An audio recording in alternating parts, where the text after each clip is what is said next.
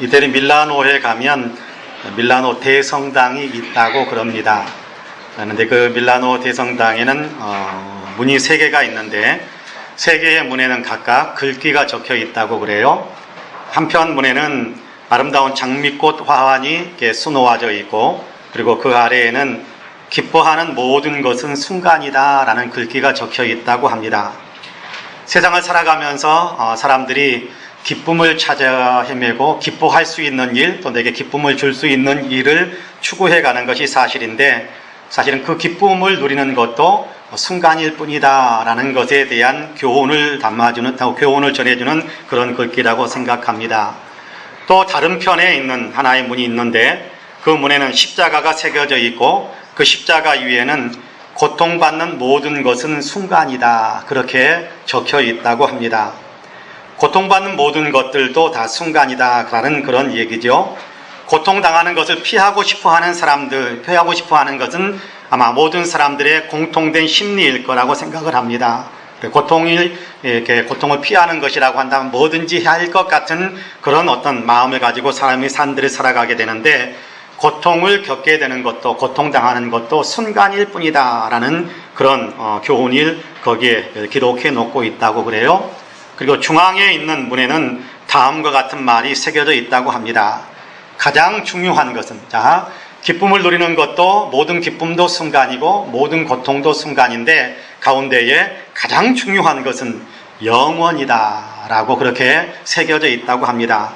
인생에 있어서 가장 중요한 것은 영원을 준비하는 그런 삶이다 라고 가르쳐 주는 거지요. 인생을 살아가면서 지금 여기서 누릴 기쁨만을 추구하다가 영원을 위해서 아무것도 준비하지 못하는 사람이 되지 말라, 그런 의미가 담겨져 있는 것 같습니다. 지금 고통스러운 일을 겪게 된다고 할지라도 그것이 영원을 위해 유익하게 되는 일이라고 한다, 유익을 주는 일이라고 한다면 순간일 뿐인 그 고통을 참고 견디면서 영원을 위해 더 잘 준비하는 사람이 되어야 한다라는 그런 교훈이 담겨진 그런 메시지라고 생각을 해봅니다. 물고기 2마리와 보리떡 5개로 5,000명을 먹이는 놀라운 기적을 주님께서 행하셨지요. 수천 명의 사람들이 잔뜩 배부르게 만족할 정도로 먹었습니다. 그러나 육체의 배부름이라는 것은요, 육체의 만족이라는 것은 그리 오래 가지 않는 법입니다. 다음 날이 되면, 그렇죠, 우리가 저녁에 실컷 먹고 아이고 이제 내일은 안 먹어도 될 것 같다라는 생각을 하지만, 다음 날이 되면, 아침이 되면 배에서 꼬르륵거리면서 또다시 시장기가 발동이 되지 않습니까? 이 사람들도 그랬던 것 같아요. 다음 날이 되니까 그들은 다시 배가 고파졌습니다. 어제 예수님으로 인해서 배부름을 얻었던 사실을 생각하면서 그들은 다시 예수님을 찾아 나서기 시작합니다. 예수님을 찾아가면 또다시 실컷 배부르게 먹을 수 있게 해주실 것이다 라는 기대감을 가지고 예수님을 찾는 거지요. 여기저기 사방을 다 뒤져봅니다. 여기저기 사방을 뒤지다가 마침내 강 건너편까지 나아가게 되는데, 거기에서 예수님을 다시 만났습니다. 반가웠습니다. 예수님을 다시 만나게 되니까 다시 배부름을 얻게 될 것이다라는 기대치가 상승이 되면서 몹시 기뻤습니다. 예수님, 언제 여기까지 오셨습니까? 우리가 얼마나 찾았는지 모르시죠? 우리가 얼마나 찾았는데요 하며 마치 예수님과 친했던 사람들처럼 그렇게 예수님 곁으로 다가갑니다. 그러자 예수님께서는 사람들이 조금 무한해질 수 있는 그런 말씀을 들려주세요. 너희가 나를 찾는 것은 배부름을 얻고 싶어서 나를 찾아온 것이 아니냐, 그러면서 주님은 사람들에게 육신의 배부름만을 추구하지 말고 영원을 위해 준비하는 삶을 살아야 한다라고 말씀하십니다. 본문 우리가 읽었던 60절보다 조금 앞에 있는 26절과 27절 말씀을 제가 한번 읽어보겠습니다. 26절과 27절입니다.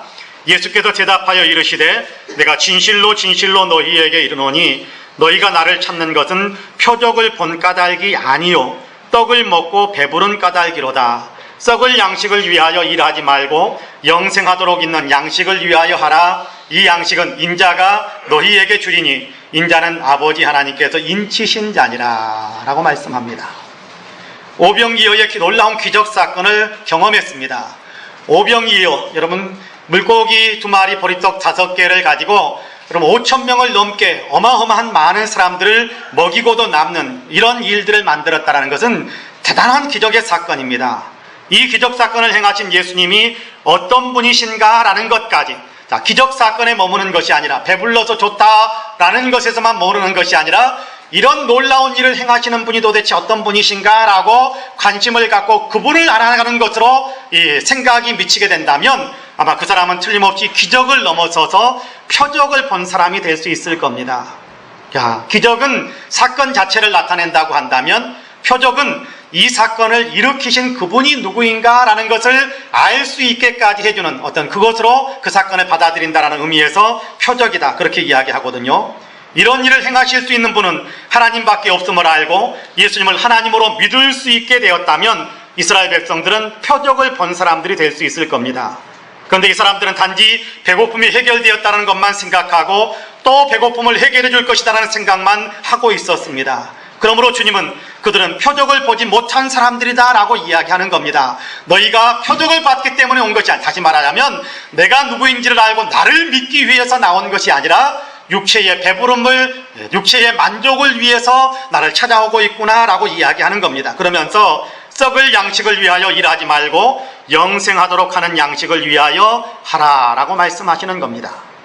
배고픔의 문제를 해결하는 것 굉장히 중요한 일입니다. 그건 틀림없는 일입니다. 육신의 생명이 죽느냐 사느냐의 문제이기 때문에 배고픔의 문제를 해결하는 것은 굉장히 중요한, 매우 중요한 일입니다. 하지만 주님은 그보다 더 중요한 문제가 있다고 가르쳐 주시는 겁니다. 배고픔의 문제보다 더 우선적으로 중요한 일이 있는데 그것은 바로 영적인 생명을 얻는 것이다 라고 이야기하는 거지요. 사람의 생명은 단지 눈에 보이는 이 세상에서의 생명으로 끝나는 것은 아니거든요. 사람에게는 영혼이 있어서 육신의 생명이 끝나더라도 영혼의 생명은 끝나지 않는 법입니다.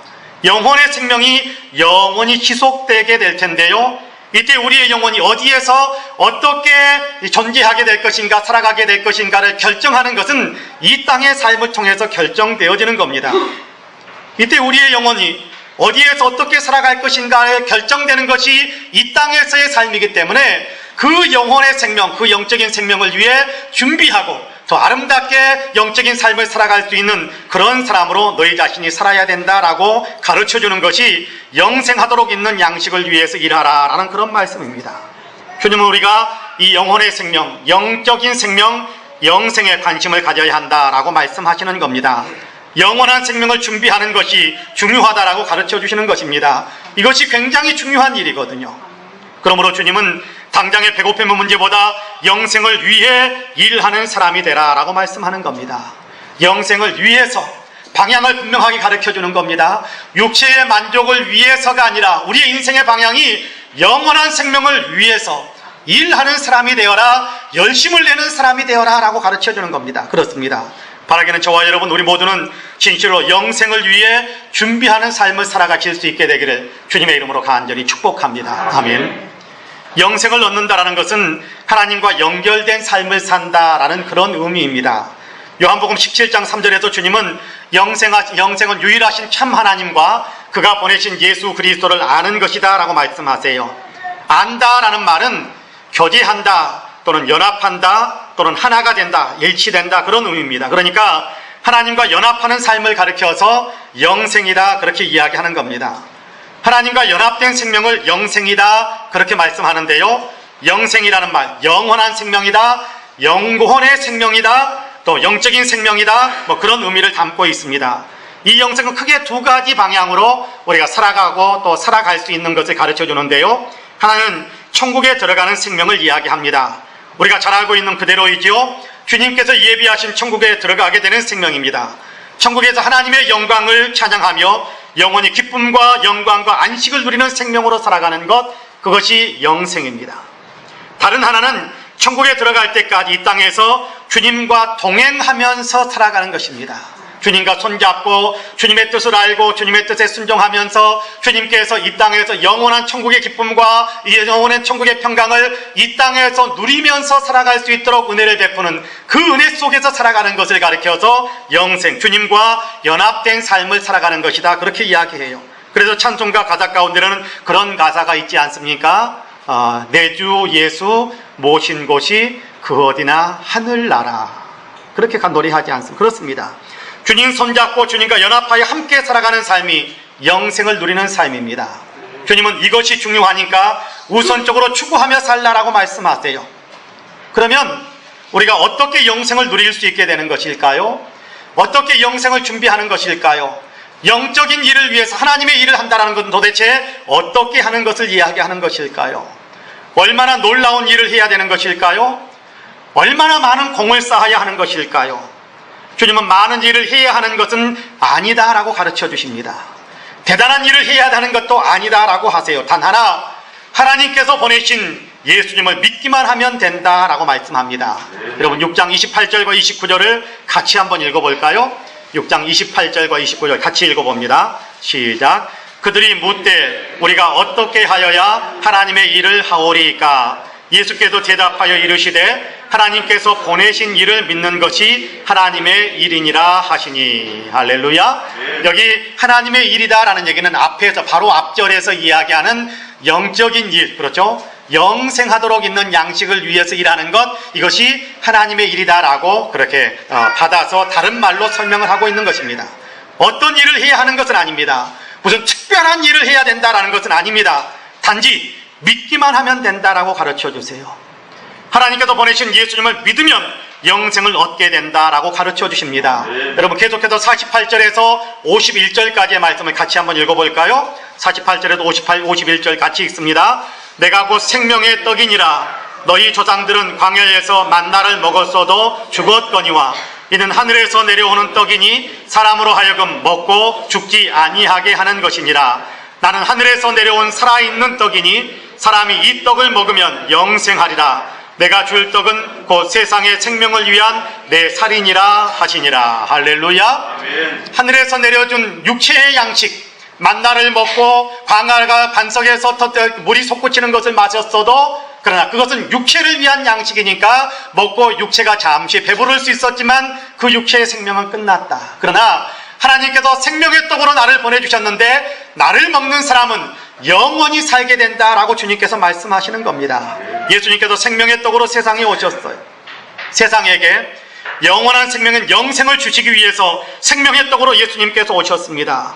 우리에게 영생을 주시기 위해 예수님은 자신의 살이 찢기고 피를 흘리게 될 것임을 말씀하시는데 이것은 곧 십자가에 죽으실 것이다라는 사실을 이야기하는 겁니다.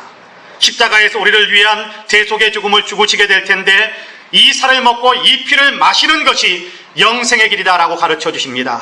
이 살을 먹고 이 피를 마신다는 것은 주님의 십자가의 죽으심은 나의 죄를 대속하기 위한 주님의 희생이다라는 사실을 믿는 것을 이야기해요. 예수님께서 그 몸이 찢기시며 피를 흘리심으로 나의 모든 죄를 대속하셨다라는 사실, 그 사실을 믿는 사람에게 영생이 있다라고 이야기하는 겁니다. 나의 죄를 용서받게 하시려고 주님께서 피 흘리셨다라는 사실을 받아들이는 것입니다. 영생을 얻게 되는 유일한 길은 예수님께서 나를 위해 십자가에서 대속의 죽음을 죽으셨다라는 사실을 믿는 데 있어요. 그 사실이 중요합니다. 예수님께서 나를 위해 십자가에서 죽으셨다라는 사실을 믿는데 영생이 있는 겁니다. 거기에 영생이 있는 겁니다. 이 믿음을 갖는 것이 영생에 이르는 길이거든요. 이런 이야기가 있습니다. 한 부자가 천국에 들어가려고 했습니다. 그가 천국 문 앞에 서니까 한 천사가 그에게 천국에 들어가기 위한 천국 입성의 암호를 대라, 그렇게 이야기합니다. 그러자 이분이 나는 교회에 헌금을 많이 했습니다. 나는 도덕적으로 깨끗한 삶을 살았습니다. 어디에서나 나는 사람들에게 존경을 받았습니다. 그러자 천사가 이 사람에게 당신은 들어갈 수 없습니다 라고 물러가게 했습니다. 그리고 조금 있다가 외모가 훌륭한 다른 남자가 천국 문을 두드렸습니다. 천사가 다시 암호를 대라고 이야기하니까 이 사람이 그렇게 대답을 합니다. 나는 성직자로서 주님을 섬겼습니다. 나는 주님의 이름으로 의로운 일을 많이 했습니다. 유명한 기관들이 나에게 최고의 영예를 주었습니다. 그러자 천사가 당신은 왕이신 하나님을 알지 못하시는군요 라면서 물러나게 했습니다. 퇴짜를 시킨 겁니다. 그리고 나자 조금 있다가 할머니 한 분이 그 문에 이르렀습니다. 할머니는 허리가 구부정했습니다. 그러나 할머니의 두 눈은 반짝이고 있었고 얼굴은 빛났습니다. 천사가 암호를 대라고 이야기하자 할머니는 손을 높이 들고 나의 대답은 오직 예수의 피입니다. 그 피가 나를 씻겨주셨습니다 라고 대답하는 순간에 천국 입구에 진주문이 열리고 그 귀한 영혼은 천국으로 들어가게 되었다라는 이야기입니다. 그렇습니다. 우리로 천국에 들어가게 해주는 것은 십자가에서 죽으신 예수 그리스도를 나의 주님으로 믿는 데 있습니다. 다른 이름으로서는 구원 얻을 수가 없다라고 이야기하면서 천하의 그 어떤 이름으로도 구원받게 하지 않았다라고 하시면서 오직 예수 그리스도를 믿는 사람들에게 구원의 문, 영생의 문이 열린다라는 사실을 주님은 수없이 우리에게 가르쳐 주셨습니다. 영생은 주님을 믿는 데 있습니다. 빈손 들고 앞에가 십자가를 붙드네. 우리가 부르는 찬송가 가사 아닙니까? 빈손 들고 앞에가 십자가를 붙드네. 의가 없는 자라도 도와주신 바라고 생명샘에 나가니 나를 씻어주소서. 빈손 들고 아무것도 없다.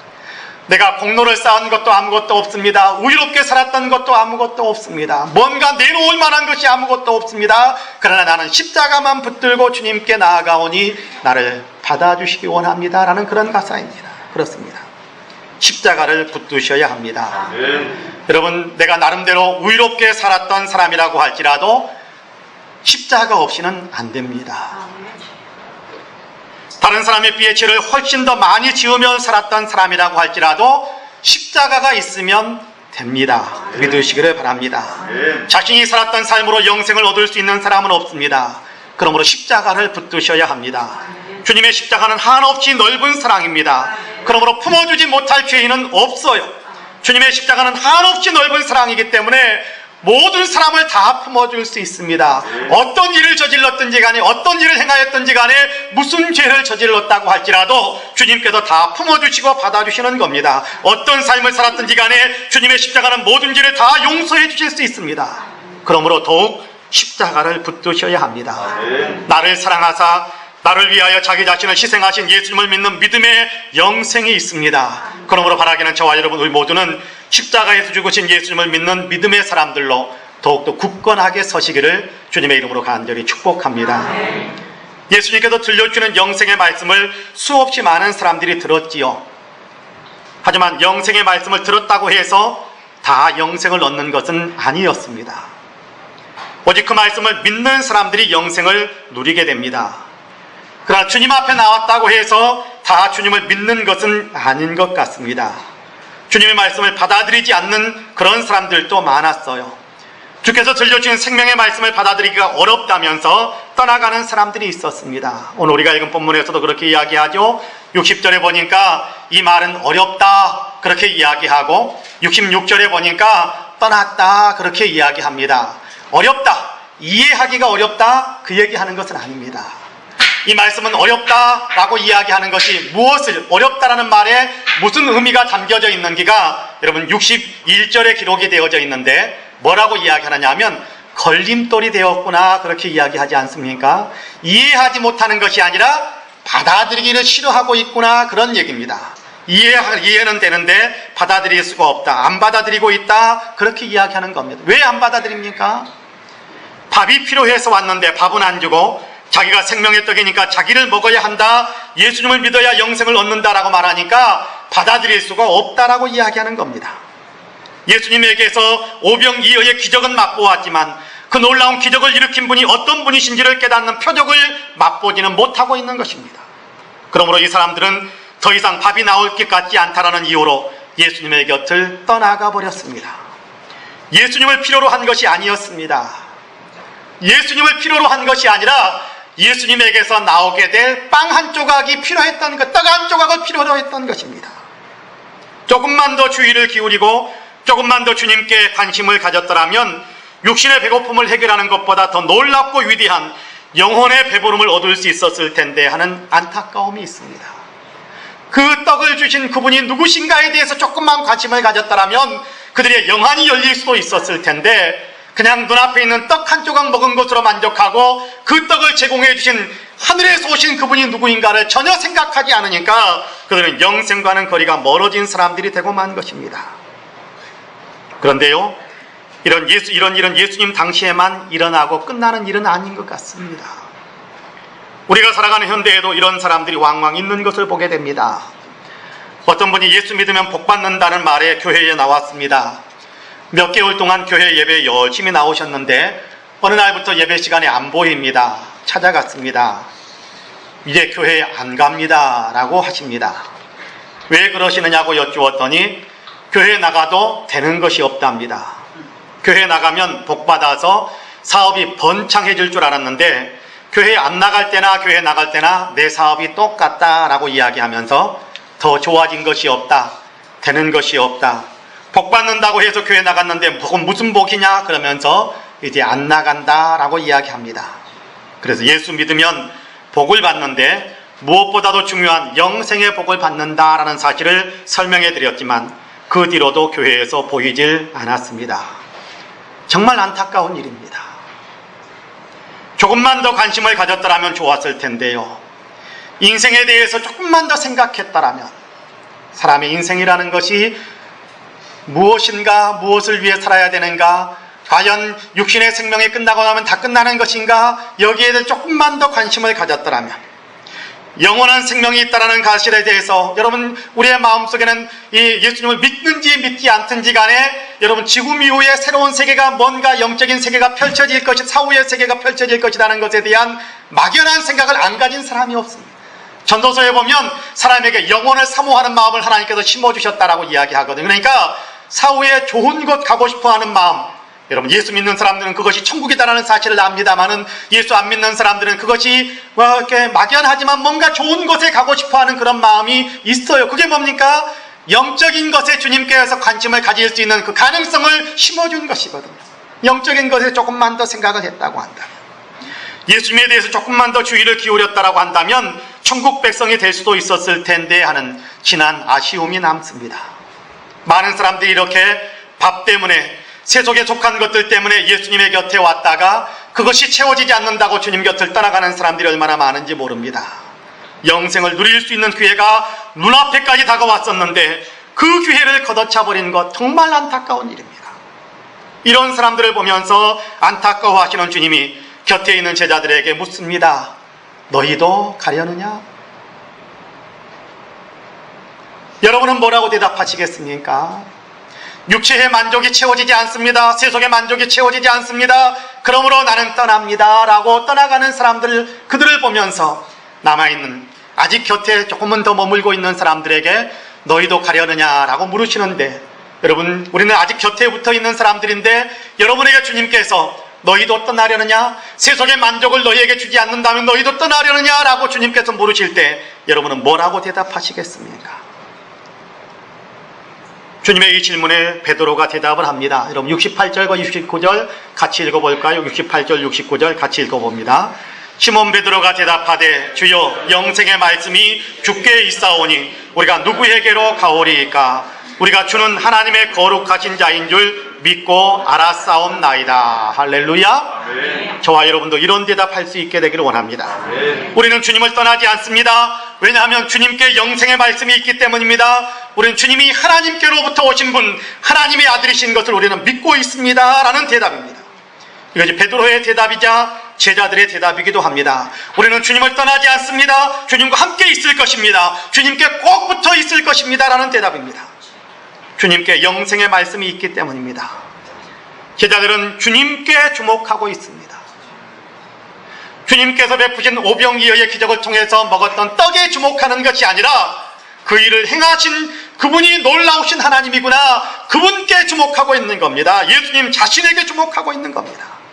예수 그리스도를 통해 얻게 된 세속의 이런저런 것들에 주목하고 있는 것이 아닙니다. 오병이어의 놀라운 기적을 체험했지만 그 기적에 주목하고 있는 것이 아니라 기적을 일으키신 주님 자신에게 주목하고 있는 겁니다. 사람이 할 수 없는 놀라운 일을 행하신 예수님이야말로 하나님께로부터 오신 분, 하나님 자신이심을 알게 된 것입니다. 그분이 들려주신 말씀을 들으면서 하나님 나라를 알게 되고 영생을 알게 되었습니다. 그러므로 주님을 떠날 수가 없어, 주님을 결코 떠나지 않을 것이다, 계속해서 주님 말씀을 듣고 영생의 길을 걷겠노라고 결단한 것입니다.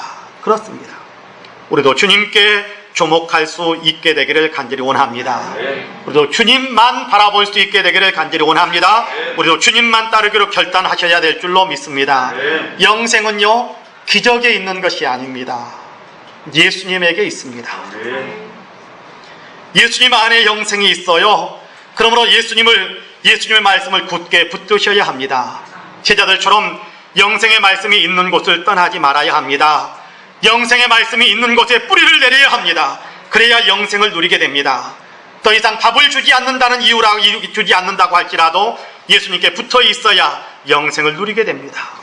설령 내 소원대로 모든 것을 다 해주시지 않는다고 할지라도 예수님을 붙들어야 영생을 누릴 수 있게 되는 것입니다. 떠나지 말아야 합니다. 포기하지 말아야 합니다. 예수 믿는 믿음을 끝까지 지키셔야 합니다.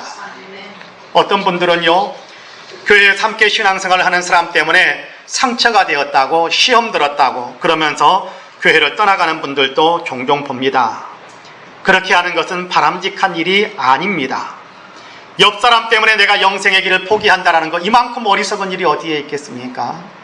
비록 사람 관계 속에서는 여러분 관계를 맺다 보면, 대인 관계를 맺다 보면 여러분 서로 이렇게 상처를 주기도 하고 상처를 받기도 하고 이런 좋은 일, 안 좋은 일 다 있을 수 있어요. 그럼에도 불구하고 우리가 그 사람 관계 때문에 영생을 얻는 것이 아니라 예수님을 믿는 믿음 때문에 영생을 얻는다는 사실을 분명히 기억한다면 사람 관계에서 좋은 일, 안 좋은 일 모두 다 두루뭉실하게 둥글게 끌어안고 예수님을 바라보는 것으로 시선을 고정해야 될 줄로 분명히 믿습니다. 그럴 때 우리가 진짜 영생의 사람이 되는 것입니다. 다만 예수님을 바라보는 거지요, 예수 믿는 것을 굳게 지키는 거지요, 그 길이 생명의 길이기 때문입니다. 유혹이 와도 흔들릴 필요가 없습니다. 핍박이 와도 흔들릴 필요가 없습니다. 환란이 온다고 할지라도 흔들릴 필요가 없습니다. 좋은 일이 있다고 해서 흔들릴 필요도 없고 나쁜 일이 있다고 해서도 흔들릴 필요가 없습니다. 오직 예수에게 영생이 있어요.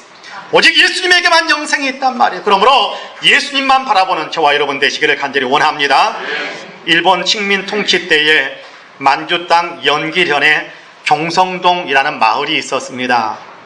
함경북도 종성 사람들이 만주로 이주를 해서 살게 된 동네라고 해서 종성동이라는 이름이 붙여졌는데요. 그곳에는 한 100여 명이 거주하고 있었고 그 동네에는 교회도 하나 세워져 있었습니다. 1939년 11월 어느 날 해가 질 무렵에 공산당원들이 이 마을을 습격해 왔습니다. 그래서 동네 사람들을 다 모아서 교회 예배당 안으로 밀어넣고는 거기에서 사람들을 이제 구분하는 겁니다.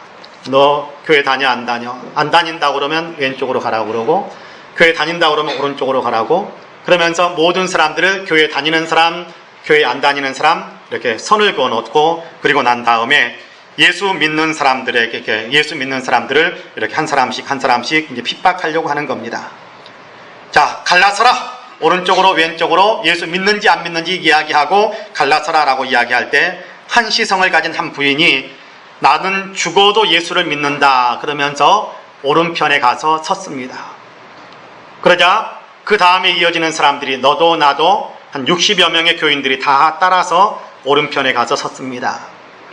그러자 공산당원들이 이 교회에서 목회하고 있던 김영진 목사님을 끌어내더니 옷을 벗기고 쇠사슬로 결박하여 땅에 엎드려 놓고, 그리고 교인들이 지켜보는 가운데에서 면도날을 들고는 발목부터 피부를 벗겨내기 시작합니다. 그러면 한편으로는 칼을 목에다 대고 너 이래도 예수를 믿겠느냐며 윽박을 지릅니다. 김 목사님은 나는 예수를 믿습니다. 나는 예수님을 믿습니다. 예수 하는데 이 사람들이 그의 생식기까지 잘라버렸습니다. 이로 인해 김 목사는 고통당하다가 금방 숨이 끊어지고 말았는데, 독일은 공산당원들은 너희들도 예수 믿는 것을 포기하지 않으면 이렇게 죽이겠다라고 소리소리 질러댔습니다. 그러나 오른편에 서 있던 믿음의 사람들 가운데서는 단 한 사람도 왼편으로 건너가지 않았습니다. 대신에 그들은 모두 그 자리에 엎드려서 하나님께 부르며 기도를 했습니다. 주여, 시험에 들게 하지 마시고 주여, 이 환난 가운데서도 믿음을 굳게 지킬 수 있도록 우리를 지켜주옵소서 기도를 드렸습니다. 그렇게 그들은 끝까지 믿음을 지켰습니다. 세상에 있는 모든 것을 다 빼앗긴다고 할지라도 예수 그리스도를 믿는 믿음을 저버리지 않았던 것입니다. 설령 생명을 빼앗긴다고 할지라도 믿음만은 버리지 않았던 것입니다. 왜요? 예수 믿는 믿음에 영생이 있기 때문에 그렇습니다. 모든 기쁨도 순간일 뿐이고 모든 고통도 순간일 뿐입니다. 중요한 것은 영원인데 그 영원한 생명, 그 영원한 세계에서 영생, 하나님의 영광을 앙망하면서 우리가 말하는 천국의 삶을 살아갈 수 있는 그런 삶을 살기 위해서는 영생을 누리는, 영생을 얻게 되는 그 길을 걸어가야 되는 것이 마땅한 일이지 않겠습니까? 이 사람들은 그것을 알았기 때문에, 이 사람들은 그 사실을 믿었기 때문에 자신의 생명이 위기에 놓여 있고 자기의 생명이 죽어가는데도 끝까지 예수 그리스도를 믿는 믿음을 지키고 예수 그리스도를 배반하는 그 편을 선택하지 않았던 것입니다. 영생을 빼앗기지 않으려는 뜨거운 열정을 품고 있었던 거지요. 우리도 이런 믿음의 사람들이 다 되기를 간절히 소망합니다. 절대로 예수 믿는 믿음을 포기하지 않는 사람들이 다 되시기를 축복합니다. 지금 누군가가 우리에게 예수 믿지 않으면 너 죽이겠다라고 달려오는 사람은 없을 수 있을 겁니다. 그러나 우리가 예수 믿는 믿음의 길에서 벗어나게 만드는, 장차 천국에 들어가는 예수 믿는 길뿐만 아니라 이 땅에서 예수 그리스도와 손잡고 동행하며 주님과 함께 살아가는 그 길에 유혹의 길이 올 겁니다. 주님 손 놓고 세상에서 즐거운 삶. 자, 네가 계속해서 그렇게 가면 너 재미없어. 여러분, 위협이 올 수도 있을 것입니다. 핍박이 올 수도 있을 것입니다. 손해가 따를 수도 있을 거예요.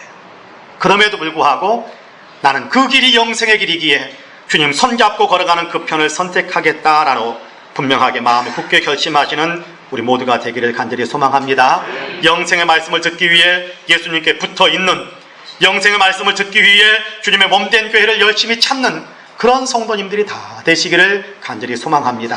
사랑하는 성도 여러분, 영생을 얻는 것은 가장 위대하고 가장 중요한 일입니다.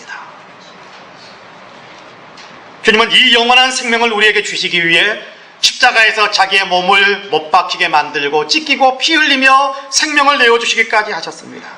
영생을 위해서. 우리를 위해 자신을 내어주신 주님, 예수님 안에 생명이 있습니다. 예수님을 항상 마치 마음에 모시고 살아가시기를 바랍니다. 내가 원하는 대로 세상의 모든 일들이 풀리면 더없이 좋겠습니다만 그러지 못한다고 할지라도, 아니 세상에서 풍요롭고 부유해지면 좋겠습니다만 설령 그러지 못한다고 할지라도 그럼에도 영생의 길이신 예수님을 굳게 붙드시기를 바랍니다. 설령 믿음을 지키다가 생명을 잃을 수도 있는 상황에 내몰린다고 할지라도 영원한 생명을 위해 믿음을 굳게 지키시기를 바랍니다. 무엇보다도 중요한 것은 주님을 믿는 믿음의 길이, 주님을 믿는 믿음의 길이 영생의 길이다라는 사실에 대한 확신입니다. 바로 이 확신 붙들고 이 믿음 속에서 아름답게 영생의 길을 이 땅에서도 그리고 장차 천국에서도 누리게 되는 저와 여러분이 되시기를 주님의 이름으로 간절히 축복합니다. 아멘. 기도하겠습니다. 은혜로 오신 아버지 하나님 감사합니다. 영생을 누릴 수 없는 저희를 위해 하나님께서 예수 그리스도를 세상에 보내시고 우리를 위해 십자가에서 죽으시며 우리를 대속하게 하시사 우리에게 영원한 생명의 문을 열어주셔서 참 감사합니다. 저희에게 그 생명 주셨기에 오늘 우리는 영원한 생명 가운데 살고 장차 천국에 들어갈 것이다라는 분명한 확신을 가지고 살아가고 있습니다. 주님, 이 믿음 우리에게도 굳세게 하여 주시어서 어떤 상황, 어떤 여건 속에서도 흔들리거나 무너지는 일이 없도록 주께서 도와주옵소서. 끝까지 예수님 붙들게 하여 주옵시고 또 이 땅에서 예수님 손잡고 주님을 믿는 사람답게, 영생을 가진 사람답게 주님 편에 서서 살아가는 아름다운 삶을 살아가는 우리 모두가 되게 하여 주옵소서. 감사하옵고 예수님의 이름으로 기도하옵나이다. 아멘.